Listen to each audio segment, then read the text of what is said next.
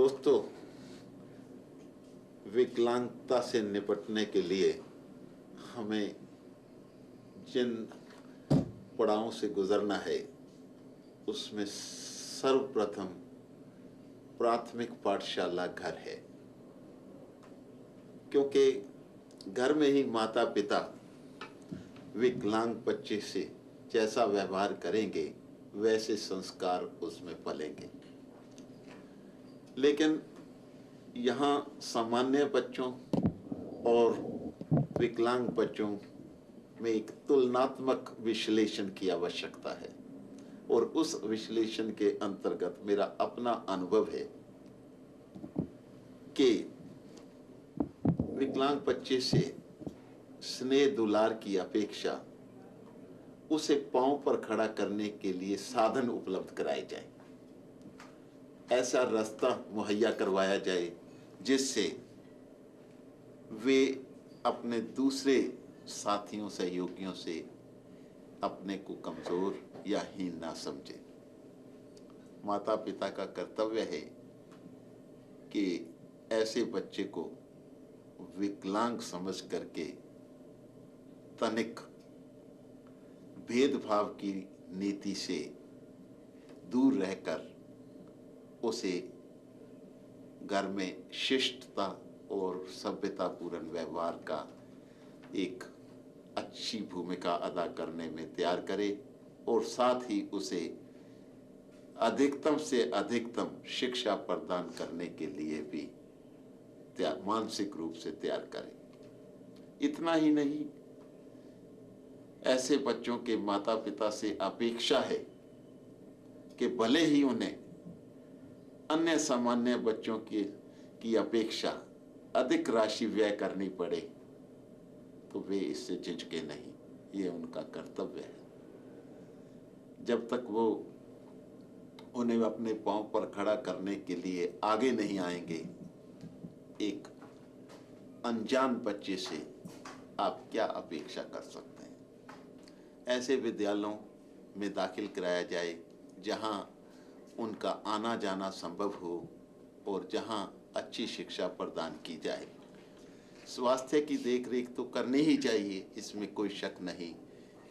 विकलांग बच्चे का उपचार भी करवाया जाना चाहिए, चाहे वो टांग का है, बाजू का है या किसी और शरीर के अंग का है, लेकिन उसके साथ साथ ही ये सोच करके कि वे जीवन का एक अभिन्न अंग नहीं बन सकता और समाज के लिए सदुपयोगी नहीं हो सकता, या माता पिता के लिए सेवा का एक महत्वपूर्ण हिस्सा नहीं बन सकता, उनको कभी भी इग्नोर नहीं किया जाना चाहिए। अपेक्षा है कि ऐसे बच्चों को अधिकतम शिक्षा दिलवाने के लिए उनके विद्यालयों में, पाठशालाओं में ऐसी व्यवस्था की जाए कि वे यदि वहाँ बेंचों पर बैठते हैं तो उनके बैठने की सहज सुविधा उपलब्ध हो। नीचे अगर बैठ सकने की क्षमता नहीं तो उनके लिए विशेष व्यवस्था करवाई जाए, और अध्यापकों तथा अन्य शिक्षक वर्गों से ये कहा जाए कि वे इनसे सामान्य व्यक्तियों के साथ ही उनके समान ही व्यवहार करें। ऐसा करने से ये संभव हो जाता है कि उन बच्चों में हीन भावना पैदा नहीं होती और वे शिक्षा अर्जित करने में अधिक दिलचस्पी ले सकते हैं। मेरा अपना अनुभव है कि यदि स्कूल, कॉलेज, विश्वविद्यालय या किसी संस्थान में ऐसा बच्चा पढ़ता है और वो आम बच्चों के साथ मिल करके सारी शिक्षा ग्रहण करता है और उनकी अन्य गतिविधियों में भी सक्रिय भाग लेता है, तो कोई ऐसा अपेक्षा नहीं कि वे उनसे पीछे रह जाएं, बल्कि परिस्थितियां यहाँ तक बदल जाती हैं कि सामान्य बच्चे और सामान्य शिक्षक वर्ग भी उनके सम्मान में जुट जाता है। मेरे साथ ऐसा ही हुआ है। मैंने बाल्यकाल से लेकर के जनसंचार संस्थान तक अपनी शिक्षा अर्जित करते हुए पाठशाला में, महाविद्यालय में, विश्वविद्यालय में और भारतीय जनसंचार संस्थान में हमेशा विद्यार्थियों का नेतृत्व किया है, उनकी विभिन्न गतिविधियों में सक्रिय भाग लिया है। डिक्लेमेशन कंटेस्ट है, कविता प्रतियोगिता है, कहानी प्रतियोगिता है, उसमें भाग लिया है, सांस्कृतिक कार्यक्रमों में भाग लिया है, भाषण प्रतियोगिता में भाग लिया है। परिणाम ये हो जाता है कि सामान्य बच्चे दिल से ऐसे बच्चों का सम्मान करने लगते हैं, प्यार करने लगते हैं और वह सहयोग और सहायता की भावना के लिए उमड़ जाते हैं।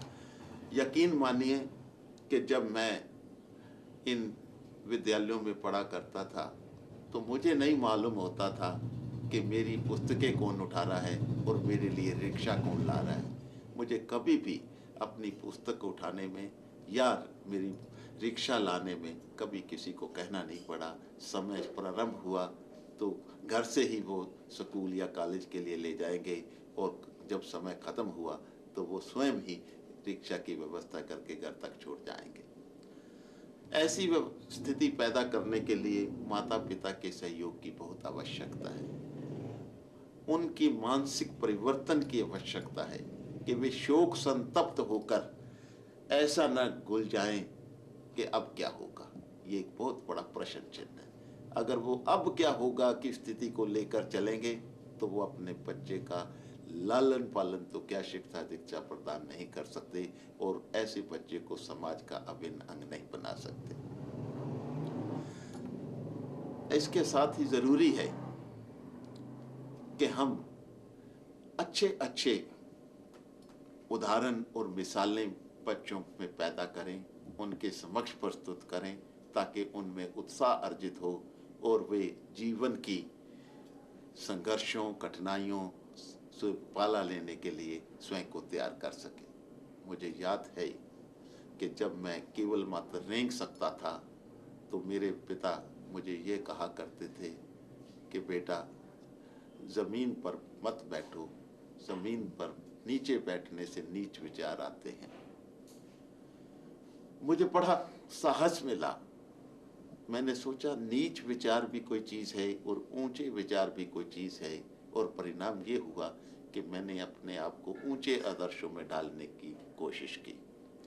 तभी मुझे मॉरिस गायर जो भारत के प्रथम न्यायाधीश हैं, वो बाजुओं से विकलांग थे, उनकी मिसाल मेरे सामने आई और उसी तरह अमेरिका के राष्ट्रपति रूजवेल्ट जो विकलांग थे उनकी मिसाल मेरे सामने आई। हेलन कीलर जो दृष्टिहीन मूक बधिर होकर भी अंतर्राष्ट्रीय स्तर की कवित्री बनी। लुइस ब्रेल जिन्होंने दृष्टिहीनों को ब्रेल लिपि से दृष्टि दी। उनके उदाहरण जब मेरे समक्ष आए तो मैंने सोचा कि मैं भी सामान्य क्या ऐसे महान व्यक्तियों में से एक बनने के लिए अपना पुरजोर प्रयास करूंगा। ये एक आत्म प्रेरणा है। ये प्रेरणा तभी प्रस्फुटित होती है जब हमारे समक्ष इस तरह का साहित्य, इस तरह की मिसालें, इस तरह की जीती जागती दर्पण रूपी बातें प्रस्तुत की जाएं तो यकीनन विकलांग बच्चा अपने को विकलांग नहीं समझ सकता। मेरी यही अपेक्षा है माता पिता से कि वे ऐसे बच्चों के प्रति विशेष स्नेह दुलार और अपने विशेष कर्तव्य को समझें, तभी हम उनको सही दिशा में मोड़ सकते हैं। दूसरा पक्ष है अध्यापकों का। अध्यापकों के विषय में मेरा अपना अनुभव है कि बहुत महत्वपूर्ण भूमिका उनकी होती है और वो बच्चों में एक ऐसी भावना पैदा कर सकते हैं जिससे उनके जीवन की नैया बदल जाती है। मुझे याद है जब मैं 10वीं कक्षा में पढ़ा करता था, रिक्शा में अम्बाला के सनातन धर्म स्कूल में जाता था तो जो मेरे वहाँ के मुख्य अध्यापक थे श्री कृति लाल जैन, उन्होंने कहा बेटा तो 8 बजे विद्यालय प्रारंभ होता है, आपको 7 बजे आना होगा। मैं कांपा कि ये सजा मुझे क्यों दी जा रही है, लेकिन अगले ही क्षण मुझे पता लगा कि ये सजा नहीं, ये मेरे लिए एक वरदान है साबित हो रहा है, अभिशाप नहीं। उन्होंने अपने कक्ष में बैठाकर मुझे पढ़ाना प्रारंभ कर दिया। परिणाम ये हुआ कि मैं अपनी कक्षा में दूसरे सामान्य बच्चों से बेहतर साबित हुआ। और उसमें योगदान था मेरे मुख्य अध्यापक का। यदि अध्यापक अपना थोड़ा तनिक समय अधिक लगाएं और ऐसे बच्चों को ऐसे बच्चों को की भावनाओं में परिवर्तन करें और उनमें ऐसी भावना पैदा करें कि वो अपने शिक्षकों का सम्मान तो क्या, अपनी शिक्षा अर्जित करने के लिए भी वो दूसरों से बेहतर साबित हो सकते हैं, तो मैं नहीं समझता कि दुनिया का कोई विकलांग अपने को विकलांग मानेगा। एक बहुत महत्वपूर्ण परिवर्तन की जरूरत है हमारे अध्यापक वर्ग के कर्तव्यों में। इसके अतिरिक्त मैं चाहूँगा कि अध्यापक वर्ग कभी भी विकलांग बच्चों को जिन अन्य गतिविधियों में हिस्सा लेने के लिए सामान्य बच्चों को आमंत्रित करते हैं, वो संकोच ना करें और इस संकोचवश उन्हें कभी भी पीछे ना रखें। उन्हें भी कहें कि वो भाषण प्रतियोगिता में हिस्सा लें, उन्हें भी कहें वाद विवाद में आएँ, उन्हें भी कहें खेल कूद में आगे आएँ। यदि ये भावना सामान्य बच्चों के समान उनमें भी पैदा की जाएगी तो निश्चित रूप से इससे उनके हृदय में परिवर्तन आएगा। संयुक्त गणराज्य अमेरिका के राष्ट्रपति आइजनहोवर ने एक बार कहा था कि विकलांग वे व्यक्ति हैं जो विकलांगों के प्रति अपना कर्तव्य नहीं समझते। सच, इसमें बहुत वजन है इस बात में। यदि अध्यापक वर्ग, अध्यापक जगत ये समझ ले कि उनके पास पढ़ने आया विकलांग बच्चा अन्य बच्चों से बेहतर साबित हो सकता है और इसको बेहतर साबित करने के लिए उसकी भूमिका का भी कुछ महत्व है, तो मेरा विचार है कि इससे उस बच्चे की भावनाओं में, हृदय में परिवर्तन के लिए एक सराहनीय भूमिका अदा होगी। मेरा अपना अनुभव है कि मैं जितने भी पाठशाला से लेकर के भारतीय जनसंचार संस्थान तक पढ़ा, अध्यापक वर्ग के परिवर्तन के लिए भी विकलांग बच्चे से भी अपेक्षाएं हैं कि वे उनका दिल जीते। ये दो तरफी भूमिका है।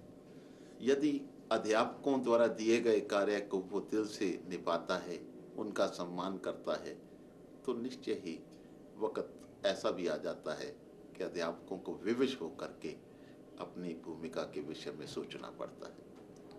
इसलिए ऐसे बच्चों से भी अपेक्षा है कि वे अपना भविष्य संवारने के लिए, अपने आप को बेहतर बनाने के लिए, प्रगति करने के लिए और जीवन की इस होड़ में पीछे न रहने के लिए वे भी अपनी मानसिकता में परिवर्तन लाएं और अपने को सामान्य बच्चों से कम न समझें और अपने से बड़ों का आदर करें और विशेष करके शिक्षकों द्वारा दी गई शिक्षा और दीक्षा का मन से उसका पालन करें।